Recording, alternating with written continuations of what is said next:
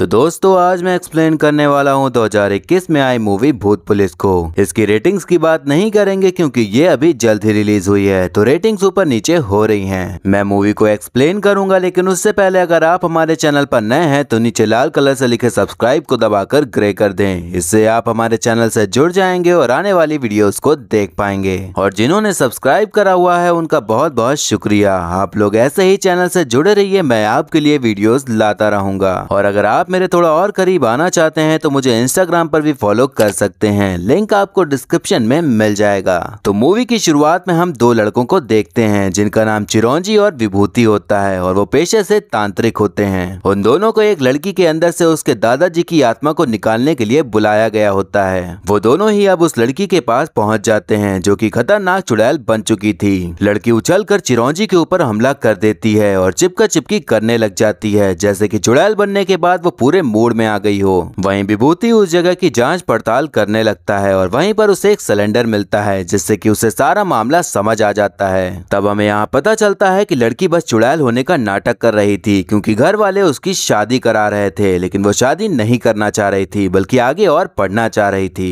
विभूति उसकी बातों को सुनता है और समझता है कि लड़की कोई गलत काम नहीं करना चाह रही, इसीलिए उससे कहता है कि हम तुम्हारा नाटक जारी रखेंगे और तुम जो चाहती हो वो तुम्हें दिलवा कर जाएंगे। अब वो दोनों लड़की के अंदर से भूत भगाने का नाटक करने लग जाते हैं और ऐसे दिखाते हैं कि उनके दादाजी का भूत ही लड़की को पढ़ाने के लिए कह रहा है। अब दुनिया में इतना अंधविश्वास है कि लोग रिस्क नहीं लेना चाहते, इसीलिए लड़की के माँ बाप उनकी सारी बातें मान लेते हैं और लड़की की शादी करने के बजाय उसे पढ़ाने के लिए कह देते हैं। विभूति का नेचर कुछ ऐसा ही था कि वो लोगों को बेवकूफ बनाकर अपना खर्चा चलाता था और उसका मानना था कि भूत वूत कुछ भी नहीं होते, वो बस वहम होता है। वहीं चिरंजी भूतों पर बहुत विश्वास करता था और वो अपने पिताजी की दी हुई तांत्रिक विद्या की किताब पढ़ता रहता था। उनके पिताजी बहुत बड़े तांत्रिक थे, तो नेपोटिज्म के चलते उनके दोनों लड़के भी तांत्रिक बन गए थे और ऐसे ही भूत भगाने का काम किया करते थे, लेकिन उनका कभी असली भूत से पाला नहीं पड़ा था। अब हम एक लड़की को देखते हैं जिसका नाम माया होता है और वो उल्टन बाबा से मिलने के लिए तांत्रिक कॉलोनी में आई होती है। वहीं पर हम इंस्पेक्टर छेदीलाल को देखते हैं जो कि वो भी उल्टन बाबा की तलाश में आया होता है। एक लड़का माया को उल्टा बाबा से मिलवाने का कहकर 3 आंख वाले गोगल बाबा के पास लेकर चला जाता है। वहीं हम देखते हैं कि चिरंजी अपने भाई विभूति से कह रहा होता है कि हम पिताजी की दी हुई किताब के राज को जान गए हैं, लेकिन विभूति को उस पर बिल्कुल भी यकीन नहीं हो रहा होता। चिरंजी का हाथ कभी कभी काफी अजीब तरीके से हिलने लगता था, तो उसे लगता था कि जब कोई आत्मा आसपास रहती है तभी ऐसा दौरा पड़ता है। लेकिन विभूति उसे समझाता है कि तुम्हारे अंदर बहुत फ्रस्ट्रेशन हो गई है, इसलिए जवानी के जोश में ऐसा हो रहा है, तो कहीं पर जाकर उसे निकाल दो। चिरंजी अपने भाई की बातों को नहीं सुनता और वहाँ से जाने लगता है, लेकिन विभूति उसे रोकने के लिए इमोशनल ड्रामा करने लग जाता है। विभूति ने ही चिरंजी को बचपन से पाला था और उनके बीच कितना भी झगड़ा हो, लेकिन दोनों लोग एक दूसरे के बिना नहीं रह सकते थे। उन दोनों में रूठना मनाना चल ही रहा होता है कि तभी वहाँ पर इंस्पेक्टर छेदीलाल आ जाता है, जिसे देखकर वो दोनों ही छुप जाते हैं। छेदीलाल इन दोनों के ही तलाश में आया हुआ था और उनको देखते ही वो उनका पीछा करने लग जाता है। वो दोनों वहाँ से भाग ही रहे होते हैं कि तभी उनकी मुलाकात माया से हो जाती है। तब माया को पता चलता है कि गोगल बाबा फ्रॉड हैं और वो दोनों ही उल्टन बाबा के बेटे हैं। माया को उन्हीं दोनों से काम था, इसीलिए वो उनके साथ ही चल देती है। अब माया अपने बारे में बताती है कि धर्मशाला में उसकी चाय की बहुत सारी खेती है और चाय बनाने की फैक्ट्री भी है, लेकिन फैक्ट्री में काम कर रहे वर्कर शाम होते ही अपने घर के लिए निकल जाते हैं। गांव वालों का मानना है कि वहां पर खिचकंडी नाम की चुड़ैल का साया है और वो रात में लोगों को अपने वश में कर लेती है, जिसके चलते कोई भी फैक्ट्री में ज्यादा देर तक काम नहीं करना चाहता और इसके चलते हमारा बहुत नुकसान हो रहा है। वो बताती है कि उसे पहले इन बातों पर बिल्कुल भी यकीन नहीं हो रहा था, लेकिन एक रात उसके साथ भी एक हादसा हो गया जिससे कि उसे यकीन हो गया कि खिचकंडी नाम की चुड़ैल सच में है। चिरंजी काफी ज्यादा एक्साइटेड हो जाता है क्योंकि उसे लग रहा होता है कि अब सच में एक असली भूत से सामना करने को मिलेगा, लेकिन विभूति अब भी यही सोच रहा होता है कि जरूर कोई भूत होने का ढोंग कर रहा होगा। अब वो दोनों अपनी पेमेंट की डील करके भूत भगाने की एक्साइटमेंट में माया के घर पहुंच जाते हैं। तभी वहां पर घोड़े पर सवार एक लड़की की एंट्री होती है जिसका नाम कनिका होता है और वो माया की बहन होती है और वहीं पर उनका ख्याल रखने वाला एक आदमी भी होता है। कनिका उन दोनों दोनों को कोई तांत्रिक नहीं बल्कि ढोंगी बाबा ही समझ रही थी और उसे भी भूतों पर जरा भी विश्वास नहीं था। अब माया उन दोनों को गांव वालों से मिलाने के लिए ले जाती है ताकि गांव वाले संतुष्ट हो सकें कि अब किचकंडी को भगाने के लिए कोई आ गया है। विभूति को भूत भगाने तो नहीं आता था लेकिन बातें बनाने बहुत आती थी, इसलिए वो वहीं खड़े होकर खूब सारी डींगे हाँकने लगता है और गाँव वालों को विश्वास दिलाता है कि वो किचकंडी नाम की चुड़ैल को भगा देगा। अब रात होने पर हम देखते हैं कि एक आदमी हल्का होने के लिए घर से बाहर निकलता है लेकिन उसकी बीवी उसे रोकने लगती है क्योंकि रात में हल्का होने के लिए बाहर जाना बहुत भारी पड़ सकता था। अब शौचालय घर से थोड़ी दूर पे था तो आदमी डर के मारे अपनी बीवी को भी साथ में ले जाता है। उसकी बीवी बाहर ही खड़ी होती है और वो शौचालय के अंदर चला जाता है। यहाँ हमें पता चलता है कि वो हल्का होने नहीं आया था बल्कि उसने दारू की बोतल संडास में छुपा रखी थी जिसे वो अपने शरीर में उतारने आया था। उसकी बीवी बाहर खड़े डर रही होती है और वो अंदर मजे से दारू पी रहा होता है। तभी उसकी बीवी को किसी के होने की आवाज सुनाई देती है जिससे कि वो एकदम चौकन्नी हो जाती है। वो देखती है कि सफेद साड़ी पहने अंधेरे में कोई औरत खड़ी हुई थी जिसकी लाल लाल आंखें चमक रही थी। उसको देखते ही बीवी का मुंह खुला का खुला रह जाता है और वहीं अंदर उसका पति भी समझ जाता है कि कुछ तो गड़बड़ है। वो दोनों ही पूरा जोर लगाकर वहां से भाग निकलते हैं और मुझे यकीन है कि चुड़ैल को देखकर आदमी अब पैजामे में ही हल्का हो गया होगा।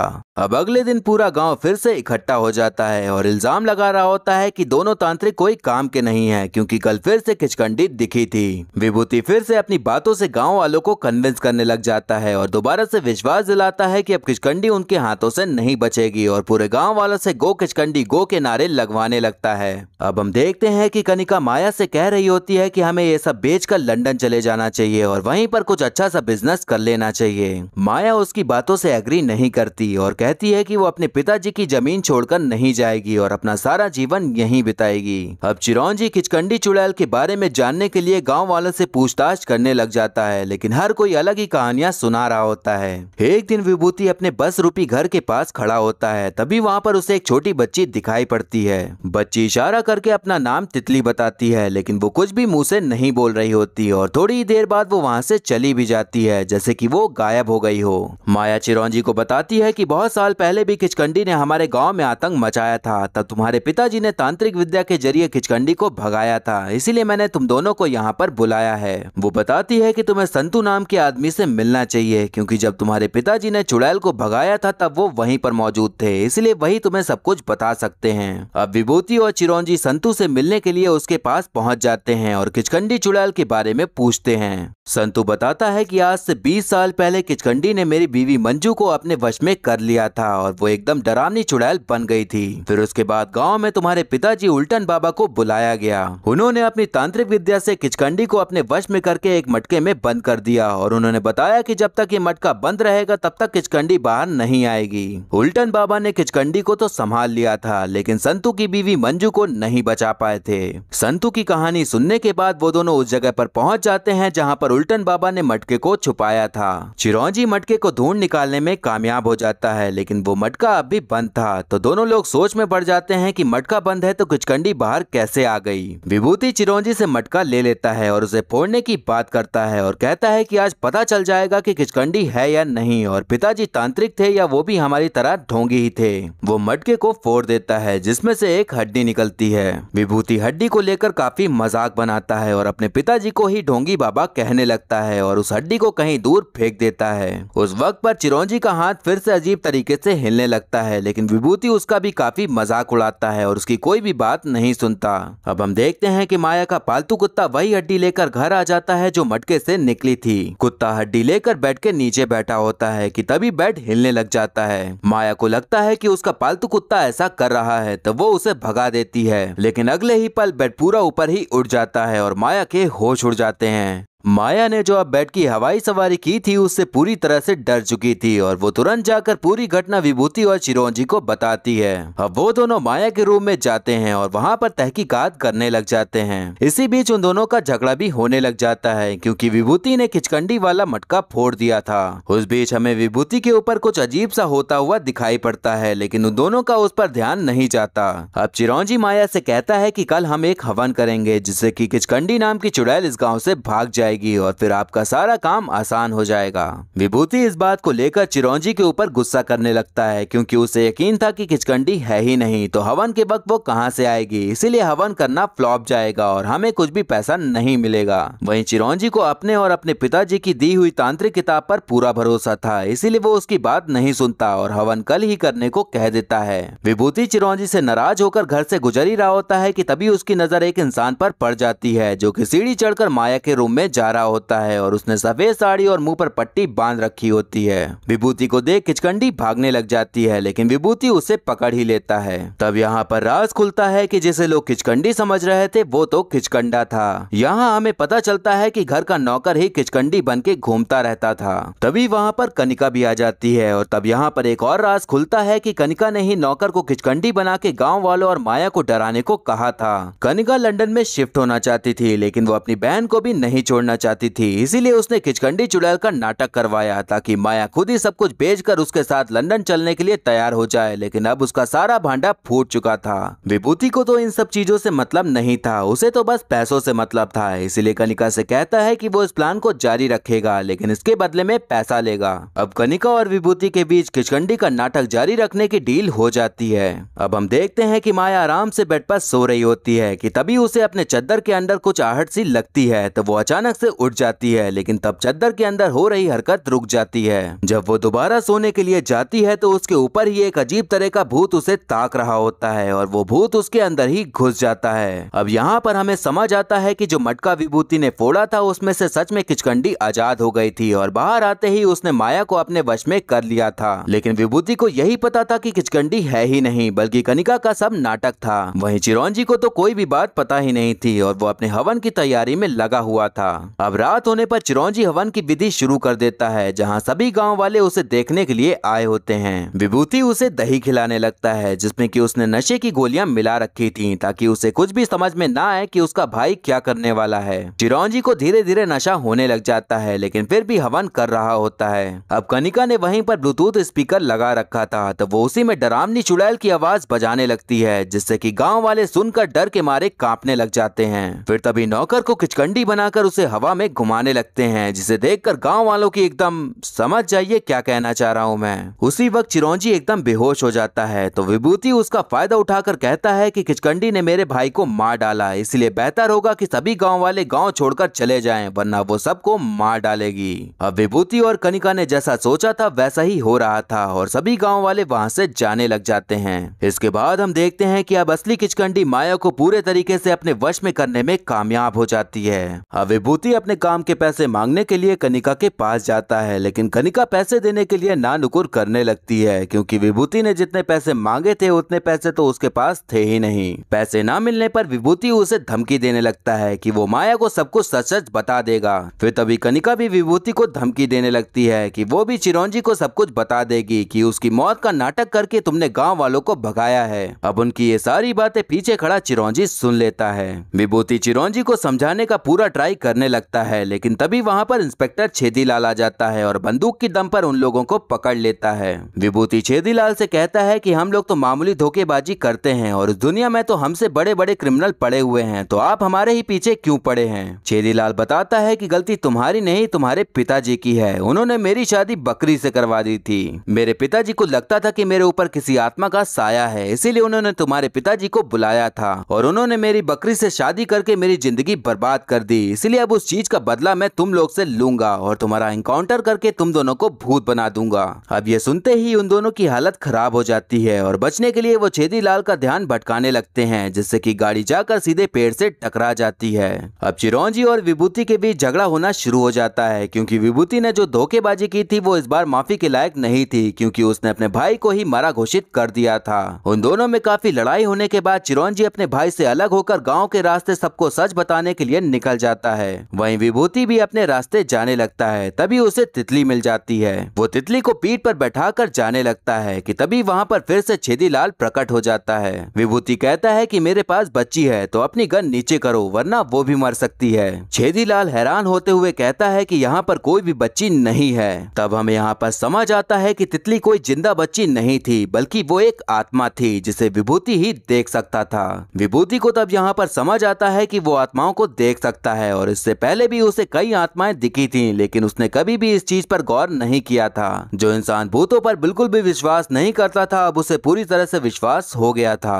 अब विभूति भागते हुए चिरौंजी के पास पहुंच जाता है और उससे माफी मांगने लगता है और बताता है कि वो भूतों को देख सकता है और पिताजी कोई ढोंगी बाबा नहीं थे। उन्होंने सच में किचकंडी नाम की चुड़ैल को वश में किया था, लेकिन मटका फूटने के बाद वो बाहर आ गई। अब दोनों को ही फैक्ट्री से किसी के चिल्लाने की आवाज सुनाई पड़ती है, तो वो समझ जाते हैं कि किचकंडी ने किसी को वश में कर लिया है। दोनों लोग ही फैक्ट्री के अंदर पहुंच जाते हैं, जहां पर उन्हें कनिका भी मिल जाती है। अब उनका पीछा करते करते छेदीलाल फिर से वहां पर पहुंच जाता है, लेकिन अब माया पूरी तरह से किचकंडी के वश में आ चुकी थी और वो दीवार पर चिपक के बैठी हुई थी। वो छेदीलाल को जमीन से कई फीट ऊपर उठा देती है, तो छेदीलाल बकरी की तरह मिमियाने लगता है, तो माया उसे छोड़ देती है। किचकंडी अब चिरौंजी के पास पहुंच जाती है और उसके मंत्र पढ़ने से पहले ही उसे उठा के फेंक देती है। फिर उसके बाद वो कनिका और विभूति के पास पहुंच जाती है और विभूति के ऊपर हमला कर देती है। तभी वहां पर चिरौंजी आ जाता है, लेकिन उसे अपने ऊपर भरोसा नहीं था कि वो कुछ कर पाएगा। लेकिन तब विभूति उसे विश्वास दिलाता है कि वो पिताजी की तरह ही बहुत ज्ञानी है और वो किचकंडी को अपने वश में कर सकता है। अपनी भाई की बातें सुनकर चिरौंजी एकदम फुल कॉन्फिडेंस से भर जाता है और किचकंडी को अपने वश में करने लग जाता है। 2-4 मंत्र फूकने के बाद किचकंडी माया के शरीर को पूरी तरह से त्याग देती है। अब माया को होश आ जाता है, तो विभूति उसका हाल चाल लेने के लिए उसके पास जाता है, तो माया उसके ऊपर ही भारी मात्रा में उल्टी कर देती है। अब सभी लोग किचकंडी के जाने की खुशी मना रहे होते हैं, लेकिन चिरौंजी कहता है कि वो कहीं नहीं गई है, बल्कि मैंने उसे अपने अंदर समा लिया है और मैं तांत्रिक हूँ, तो मैं उसे कंट्रोल कर सकता हूँ। तभी विभूति कहता है कि अगर किचकंडी तुम्हारे अंदर है तो मुझे कुछ कुछ क्यों फील हो रहा है। तब यहाँ पर समझ आता है कि किचकंडी ने माया का शरीर तो त्याग दिया था, लेकिन वो अब विभूति के शरीर में घुस गई थी और उसको ही अपने वश में कर लिया था।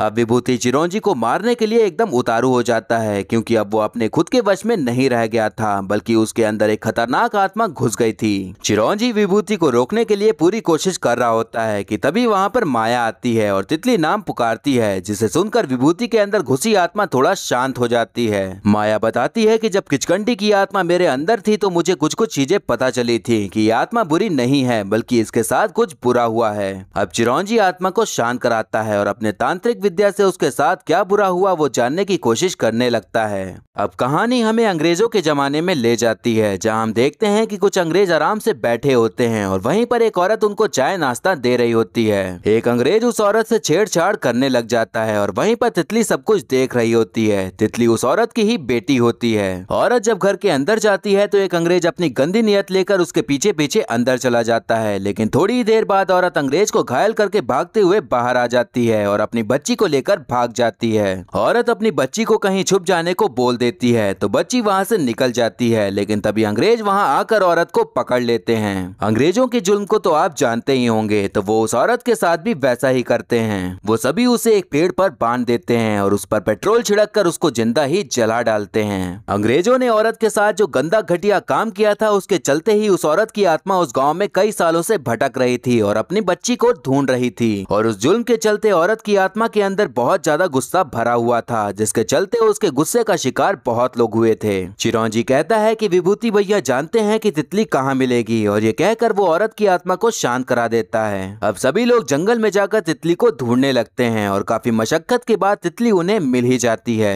तितली को देखते ही विभूति के अंदर छुपी उसकी माँ उसे गले से लगा लेती है। फिर तभी उसकी माँ की आत्मा विभूति से निकल जाती है और दोनों की ही आत्मा वहाँ से शांति से निकल जाती है, क्योंकि अब माँ बेटी दोनों ही मिल चुके थे और माँ को बस अपनी बेटी ही चाहिए थी। यहाँ हमें पता चलता है कि अंग्रेजों ने उस टाइम पर बच्ची को भी मार डाला था, इसीलिए वो भी जंगलों में आज तक भटकती आ रही थी। अब छेदीलाल उन दोनों के सामने हाथ जोड़ने लगता है, क्योंकि अब उसे विश्वास हो गया था कि उनके पिताजी ढोंगी नहीं थे, बल्कि जो भी उन्होंने उसके साथ किया था वो सही था। छेदीलाल कहता है कि हम लोग तो मामूली पुलिस हैं, लेकिन आप लोग तो भूत पुलिस हो जो भूतों को पकड़ते हो। और इसी के साथ मूवी यहीं पर खत्म हो जाती है। तो दोस्तों, इस मूवी के बारे में मैं ज्यादा कुछ नहीं कहूंगा, बस इतना ही कहूंगा कि अगर आप बोर हो रहे हो और आपको थोड़ा एंटरटेनमेंट चाहिए तो आप इस मूवी को देख सकते हैं। मूवी में थोड़ा बहुत कॉमेडी सीन्स हैं, जहां पर आपकी बत्तीसी तो नहीं दिखेगी, लेकिन हल्की फुल्की मुस्कान जरूर आ जाएगी। वहीं बात करें एक्टिंग की, तो सबकी एक्टिंग सही ही देखने को मिली है और अर्जुन कपूर ने भी सही से कैरेक्टर को निभाया है, जो कि शायद ही वो कभी निभा पाते हैं। कॉमेडी सीन में मुझे कहीं भी ओवर एक्टिंग नजर नहीं आई और न ही ऐसा देखने को मिला कि जबरदस्ती कॉमेडी की जा रही गई है। बाकी मूवी की कहानी भी एकदम सिंपल है और मैं चाहूंगा कि आप किसी भी सीन में लॉजिक ना ढूंढें, बस मनोरंजन के लिए ही देखें। बात रही मूवी को देखकर डरने की, तो मैं आपको बता दूं कि मुझे हॉरर मूवी देखने पर बहुत डर लगता है, लेकिन मैंने इसे आराम से देख ली, तो आप समझ ही गए होंगे कि ये कितनी डरावनी है।